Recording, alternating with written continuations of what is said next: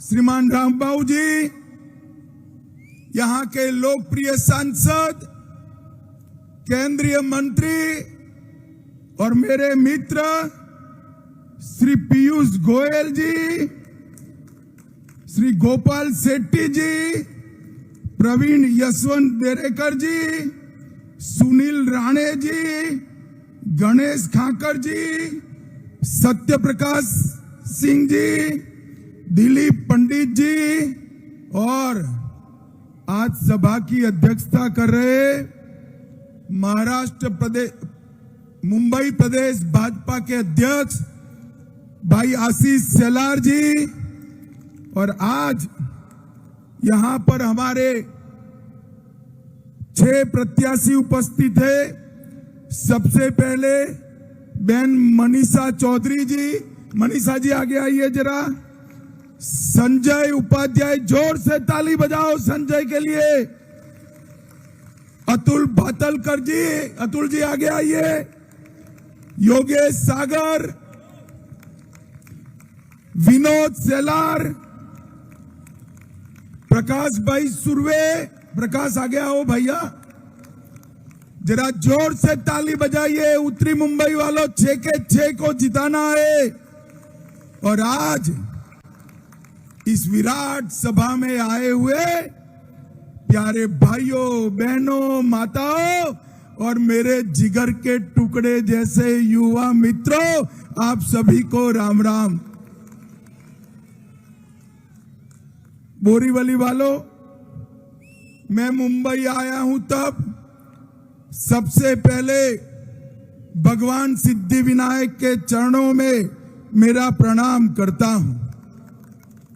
आज देव दीपावली है, भगवान विठोबा का पुण्य स्मरण करता हूं। मां मुंबा देवी और महालक्ष्मी माता के चरणों में भी प्रणाम कर कर मेरी बात की शुरुआत करता हूं। ये महाराष्ट्र,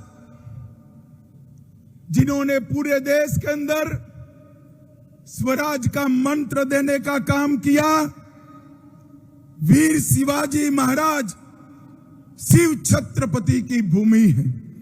ये महाराष्ट्र ज्योतिबा फूले, भीमराव अंबेडकर जी और क्रांति ज्योति सावित्री फूले की भूमि है। ये महाराष्ट्र तिलक महाराज और वीर सावरकर की भूमि है। ये महाराष्ट्र की पवित्र भूमि को मैं प्रणाम कर कर मेरी बात की शुरुआत करता हूं। उत्तर मुंबई वालों, मैं उत्तर मुंबई में आया उसके पहले पूरे महाराष्ट्र का दौरा कर कर आया हूं।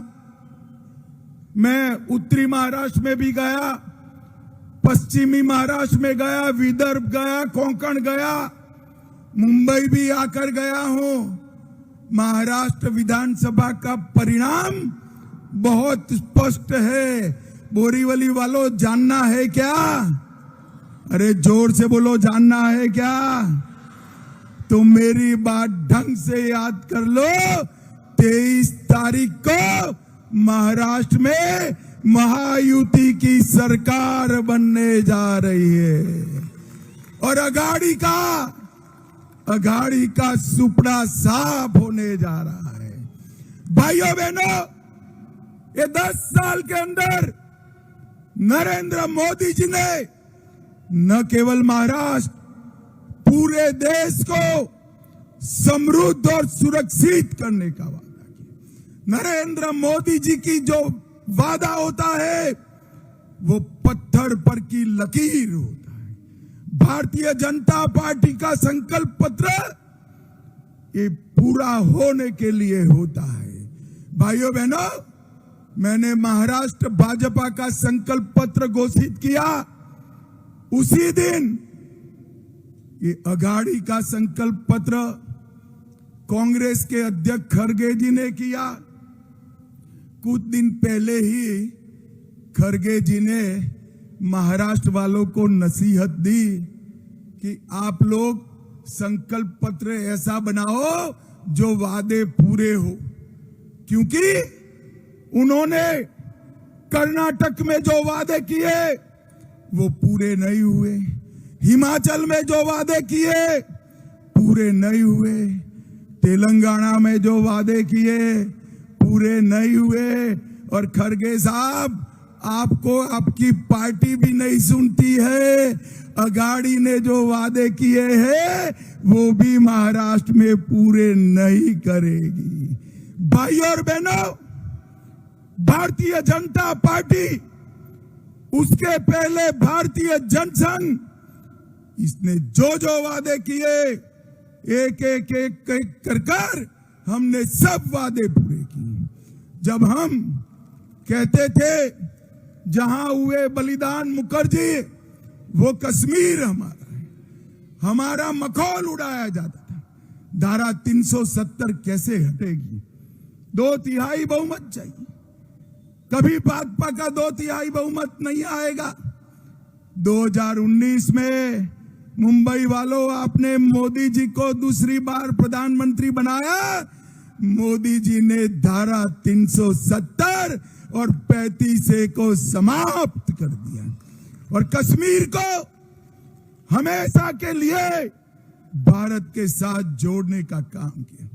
मुझे बरोबर याद है, पीयूष भाई भी थे जब मैं धारा 370 हटाने का संकल्प लेकर राज्यसभा में खड़ा हुआ।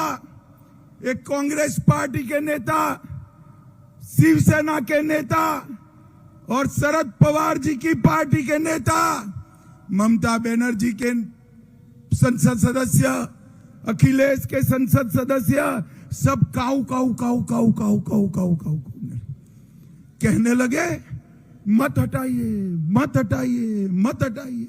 मैंने पूछा भाई क्यों न हटाए?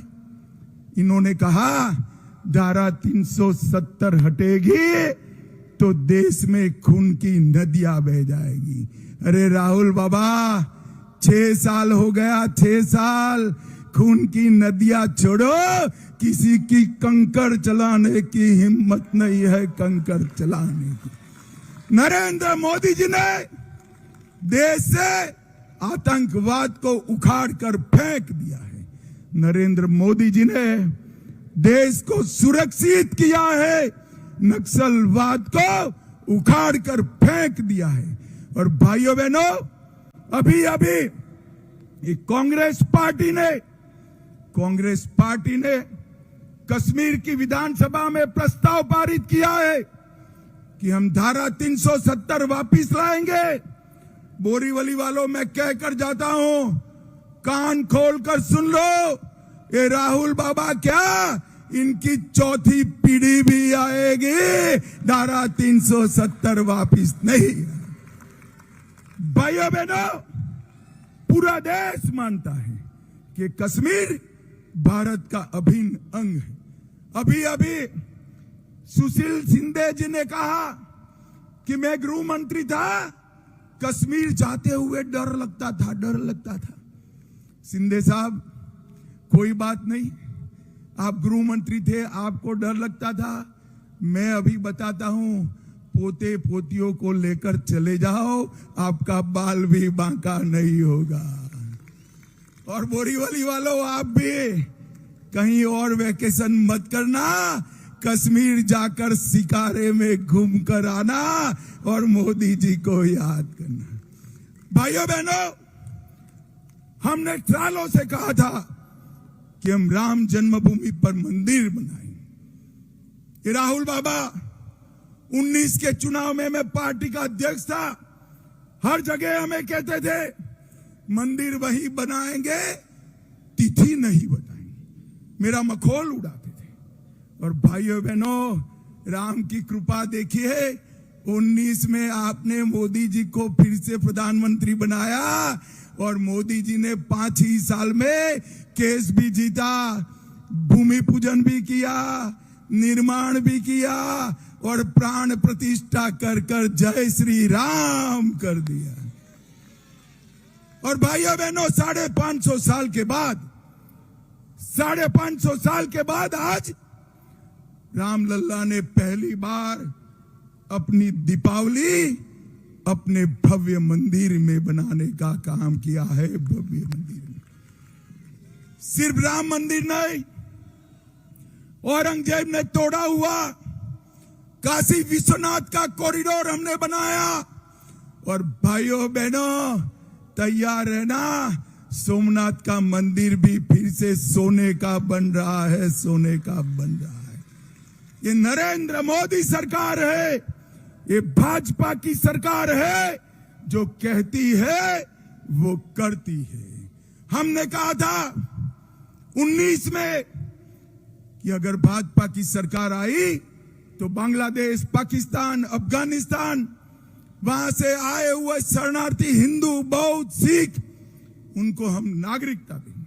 हम सीए लेकर आए, इन लोगों ने विरोध किया, मगर आज सीए कानून बन भी गया और सालों के बाद हिंदुओं को नागरिकता देने का काम हुआ। भाइयों बहनों, मुझे जरा जोर से बताना, बोरीली वालों, ट्रिपल तलाक हटाना चाहिए था या नहीं हटाना चाहिए? अरे जोर से बोलो, हटाना चाहिए था या नहीं हटाना चाहिए था? ये राहुल बाबा विरोध करते रह गए, मोदी जी ने धड़ाम से ट्रिपल तलाक को समाप्त कर दिया, समाप्त कर दिया। और भाइयों बहनों, अभी अभी कर्नाटक के वक्फ बोर्ड ने गांव के गांव किसानों की भूमि, 100 साल 300 साल पुराने मंदिर, लोगों के घर वक्फ की संपत्ति में ट्रांसफर कर दिए। कोई रोकने वाला नहीं है। मगर आप चिंता मत करो, यहां ऐसा नहीं होगा। मोदी जी वक्फ बोर्ड के कानून को उसके अंदर सुधार लेकर आए हैं। मुझे बताओ, बदलना चाहिए या नहीं बदलना चाहिए वक्फ का कानून? जोर से बोलो, बदलना चाहिए या नहीं बदलना चाहिए? ये विरोध कर रहे हैं गाड़ी वाले, पवार साहब कान खोलकर सुन लो, जितना दम है विरोध कर लो।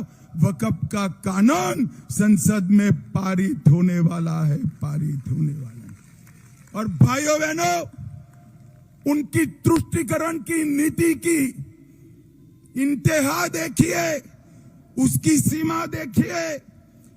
कुछ उलेमा मिलने गए महाराष्ट्र के कांग्रेस प्रदेश के अध्यक्ष को, और उन्होंने कहा मौलानाओं को 15,000 रुपया तनख्वाह देनी चाहिए, मुसलमानों को 10% आरक्षण देना चाहिए, और दंगा फैलाने वालों को जेल से रिहा करना चाहिए। भाइयों बहनों, आप सहमत हो क्या? जोर से बोलो, सहमत हो क्या? और जोर से पीछे बोलो, सहमत हो क्या? अरे चिंता मत करो, चाबी आपके हाथ में है, गाड़ी को हरा दो, न बचेगा बांस, न बचेगी बांसुरी। अगर ये सब रोकना है तो एक ही रास्ता है, मोदी जी के नेतृत्व में, मोदी जी के नेतृत्व में, यहां पर मोदी जी के नेतृत्व में महायुति की सरकार बनाने का ही रास्ता है। भाइयों बहनों, मैं जब यहां आया हूं तब आपको कहना चाहता हूं, इतने सालों से मराठी को शास्त्रीय भाषा का, क्लासिकल लैंग्वेज का स्टेटस देने के लिए मांग थी। मैं शरद पवार जी का हिसाब किताब मांगता हूं। 10 साल केंद्र में मंत्री रहे, कई साल मुख्यमंत्री रहे। शरद राव, आपने क्या करा? खैर, उन्होंने तो नहीं किया। हमारे मोदी जी ने मराठी को क्लासिकल लैंग्वेज बनाकर महाराष्ट्र का सम्मान करने का काम किया। और मुंबई वालों, मैं बताने आया हूं, आज मोदी जी के 10 साल के शासन के बाद मैं भी मुंबई बहुत आता जाता हूं। मेरा तो जन्म भी मुंबई में हुआ है।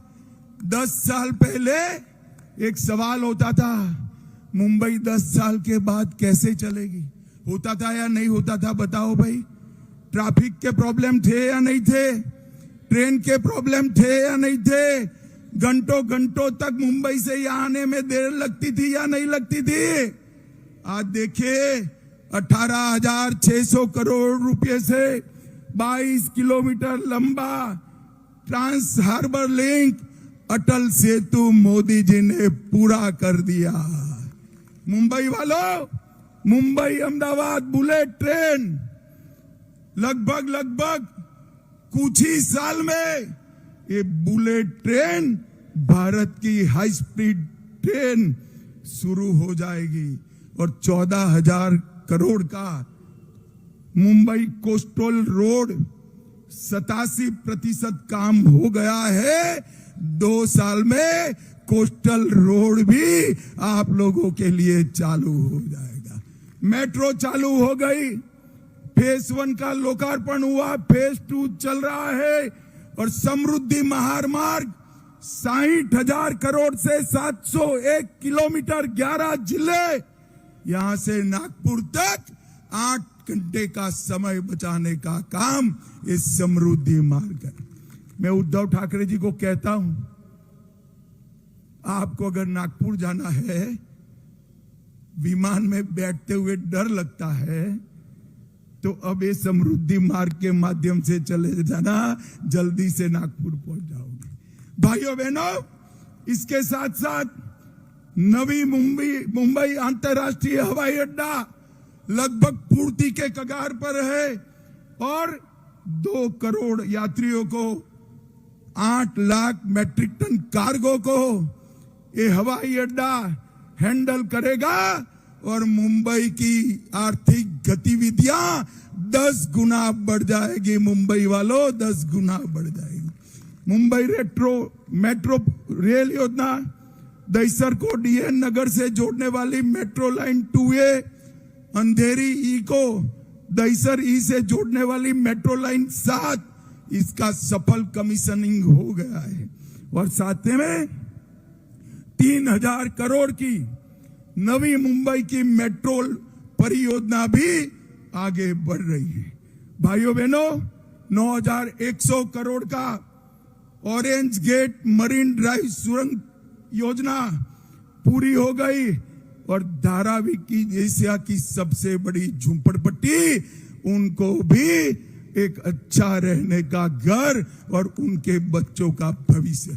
सिर्फ धारावी वालों को फायदा नहीं होगा, पूरे मुंबई का वैल्यूएशन इस योजना से बढ़ने वाला है और अपना मुंबई दुनिया के सभी शहरों में प्रमुख स्थान पर बिठाने का काम हमारे मोदी जी करने हैं। Vashi creek bridge, Sion Panvel highway, eastern express highway जो सायन पनवेल एक्सप्रेस वे से जुड़ेगा, उसका काम भी मोदी जी ने शुरू करा दिया है। और मैं आज कहकर जाता हूं, मुंबई वालों, ये टर्म समाप्त होने के पहले मुंबई में से एक बांग्लादेशी और रोहिंग्या को चुन चुन कर मुंबई के बाहर करने का काम ये भारतीय जनता पार्टी करेगी। भाइयों बहनों, हम राम मंदिर बनाते हैं, अघाड़ी विरोध करती है। 370 हटाते हैं, अघाड़ी विरोध करती है। उस्मानाबाद का नाम धाराशिव करते हैं, वो विरोध करते हैं। औरंगाबाद का नाम छत्रपति संभाजी नगर करते हैं, ये विरोध करते हैं। अहमदनगर का नाम अहल्याबाई के नाम से रखते हैं, ये विरोध करते हैं। मुझे तो कभी कभी शक होता है कि उद्धव जी, सत्ता के लिए आप कितना नीचे गिरोगे, कितना नीचे गिरोगे, कितना नीचे गिरोगे। कभी रात में बाला साहब का स्मरण कर कर सोच लेना, बाला साहब के सिद्धांत क्या कहते हैं थे और आप कहां खड़े हो तो आपको मालूम पड़ जाएगा। भाइयों बहनों, मैं आज यहां आया हूं तब आपको एक बात बताने आया। मैंने राजनीति में बड़ी कम उम्र से काम चालू किया था, 12 साल का था तब से चुनावों में हिस्सा लेता हूं। मैंने राजनीति में ऐसा एक्सपेरिमेंट कभी नहीं किया। एक ही प्लेन 20-20 बार लैंडिंग कराने का प्रयास होता है, ये राहुल बाबा नाम का प्लेन सोनिया जी ने 20 बार लैंड कराने का ट्राई किया, 20 बार क्रैश हो गया। अब फिर से मुंबई में, महाराष्ट्र में अघाड़ी के बूते पर ये लैंडिंग का ट्राई करे है सोनिया जी। 21वां क्रैश तय है, आप मेरी बात मान कर चलो। 23 तारीख को यहां महायुति की प्रचंड बहुमत की सरकार बनने वाली है, प्रचंड बहुमत। भाइयों बहनों, हम लाडली बहना योजना लाते हैं तो वो विरोध करते हैं कि ये तो गलत योजना है, और अपना घोषणा पत्र जारी करते हैं तो वो लाडली बहन योजना का नाम बदलकर अपने घोषणा पत्र में रखते हैं। इनके डबल स्टैंडर्ड्स हैं, डबल स्टैंडर्ड्स। मैं आज आपको बताने आया हूं, मोदी जी ने पूरे देश को सुरक्षित करने का काम किया, आतंकवाद और नक्सलवाद को समाप्त करने का काम किया। मोदी जी ने देश को समृद्ध करने का काम किया है। ये मनमोहन सिंह जी 11वें नंबर पर देश के अर्थतंत्र को छोड़कर गए थे। जहां अटल जी छोड़कर गए थे वहीं पर मनमोहन सिंह ने मोदी जी को सौंपा 11वें नंबर पर। 5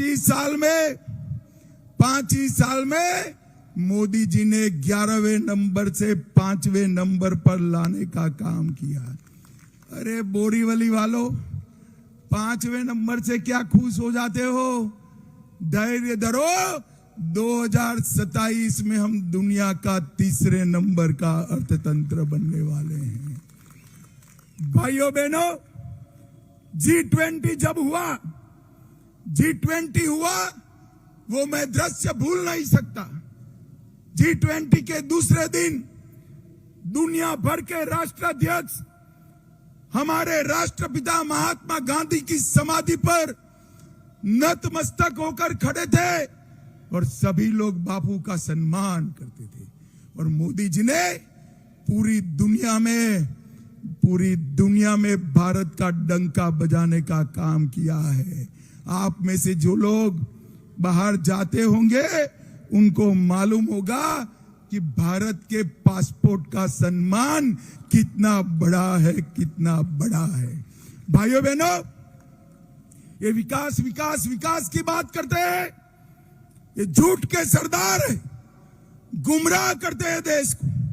मैं आज राहुल गांधी और शरद पवार जी को पूछने आया हूं, 10 साल तक सोनिया मनमोहन की सरकार चली, यूपीए की सरकार चली।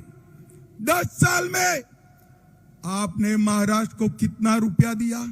जरा हिसाब किताब दीजिए। नहीं देते हैं। मगर भाई, मैं तो बनिए का बेटा हूं, हिसाब लेकर आया हूं। सुनना है बोरीवली वालों, सुनना है। इन्होंने 10 साल में महाराष्ट्र को सिर्फ 1,91,000 करोड़ दिया। कितना दिया? 1,91,000 करोड़। जोर से बोलो, कितना? मोदी जी ने 4 से 14 में 1,91,000 करोड़, और मोदी जी ने 14 से 24 में 10,15,890 करोड़ रुपया देने का काम किया। महाराष्ट्र का विकास नरेंद्र मोदी के शासन में हुआ। शरद राव, आपका जब शासन था तो आप कोरी राजनीति करते रहे, कोरी। और भाइयों बहनों, अभी अभी पीयूष भाई ने बताया, ये वडवान का पोर्ट एशिया का सबसे बड़ा पोर्ट 70,000 करोड़ रुपए की लागत से महाराष्ट्र में बनने जा रहा है, जो महाराष्ट्र की आर्थिक गतिविधियों को अनेक गुना बढ़ाने का काम करेंगे। और 3 साल से फॉरेन डायरेक्ट इन्वेस्टमेंट में हमारा महाराष्ट्र पूरे देश में नंबर 1 पर है, नंबर 1 पर। अब मैं अंतिम बात कहना चाहता हूं, भाइयों बहनों, ये किस तरह से जनता को गुमराह करते हैं। अभी अभी कुछ दिन पहले राहुल बाबा महाराष्ट्र में आए, एक सभा में उन्होंने संविधान लहराया। अब लहराने को तो लहरा दिया, संविधान पर लेक्चर भी झाड़ा, मगर जब संविधान बटा और कुछ पत्रकार मित्रों ने संविधान को खोला, अंदर एक भी शब्द लिखा नहीं आने था। फर्जी संविधान उन्होंने जनता में बांटा। इस तरह की गुमराह करने की राजनीति की। राहुल बाबा शर्म करो, शर्म करो। संविधान विश्वास का सवाल होता है, संविधान श्रद्धा का सवाल होता है। आपकी ओछी राजनीति के लिए संविधान का आप उपयोग करते हो। आपको जरा भी शर्म है तो चुल्लू भर पानी में आपको डूब जाना चाहिए, डूब जाना चाहिए। भाइयों बहनों, ये अघाड़ी, ये राहुल गांधी, शरद पवार और उद्धव ठाकरे महाराष्ट्र का विकास नहीं कर सकते। कोरोना में हमने देख लिया है किस तरह से सरकार चलाती। विठोबा के चरण छूने में भी डर लगता था, घर से वीडियो कॉन्फ्रेंस करते थे, कहीं राउंड नहीं लेते थे। इस तरह से सरकार नहीं चलती है। आज एकनाथ शिंदे, हमारे देवेंद्र फडणवीस जी और अजित दादा गांव गांव, घर घर, गली गली, शहर शहर घूमकर महाराष्ट्र के विकास को गति दे रहे हैं। और ऊपर नरेंद्र मोदी जी हैं। भाइयों बहनों, मैं आज आपको कहकर जाता हूं, एक 5 साल महायुति को दे दीजिए, मोदी जी का हाथ मजबूत कर दीजिए। न केवल महाराष्ट्र, पूरा भारत मोदी जी के हाथों में सुरक्षित और समृद्ध बनेगा। मुझे बताओ बोरीवली वालों, हमारी 6 के 6 सीट उत्तर मुंबई संसदीय क्षेत्र की भारतीय जनता पार्टी को जिताओगे क्या? अरे जोर से बोलो, जिताओगे? प्रचंड बहुमत से जिताओगे? अब यार कुछ हजार लोग हो और कहते हो प्रचंड बहुमत से जिताएंगे, मैं कैसे मान लूं? मैं ऐसे नहीं मानूंगा भाई। एक आइडिया बताऊं आइडिया? कितने लोगों के पास मोबाइल है? हाथ ऊपर करो जरा। सबके पास मोबाइल है ना? तो यहां से निकलकर 21 फोन अपने सभी मित्र परिवार, सगे संबंधी को करना है कि कमल, धनुष बाण और घड़ी पर बटन दबाना है। भाई को, भाभी को, माँ को, पिताजी को, पड़ोसी को, फूफा को, फूफी को, काका को, काकी को, भतीजे को, भतीजी को। करोगे क्या? जोर से बोलो, करोगे? कमल के निशान पर बटन दबाओगे? मोदी जी के हाथ मजबूत करोगे?